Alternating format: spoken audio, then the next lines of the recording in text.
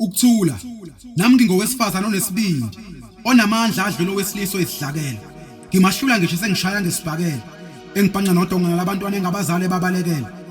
mina ngowesifazane ngehlula ngisho umoya wombusi lapho usongivukela emoyeni ngilimele kodwa leli khaya futhi ngilimele ngimamatheka ngihleke ngiveze lomhlathi nabantwana kepha ngiyizwe imijunju yenhliziyo ephukileyo ngingumama ngingubaba walabantwana abangamazi kwayise wabo loyo ngingowesifazane onyembezi zakho umphakathi awukazi wazibona kepha zibonwa nguye noJehova efihlakalweni umazisa konke emthandazweni kwamyeni wakhe akambize nokhambeni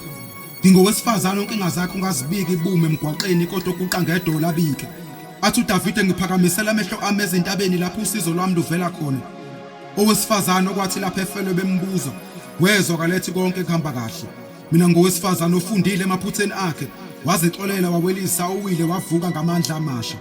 ngingowesifazane ungazi ngabazi kepha ozethembayo ongazanyelwa kepha ozimelayo ongamele ozimelayo owesimamo lesabayo ihlazo owesifazane limfanele ligama elithi imbokodo ngingowesifazane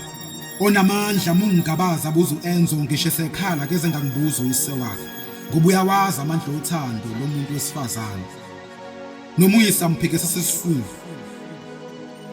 angibalisi ngikhuluma nalo wesifazane ongumpheme onethwa zimvula ekhusela abantwana bakhe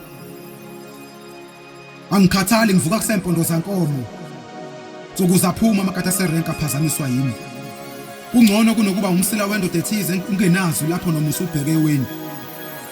hey mina ngowesifazane imbokodo yokuqina ngilala endleleni ngiyaphikelela futhi ngiyaqikelela ukuthi bayafunda abantwana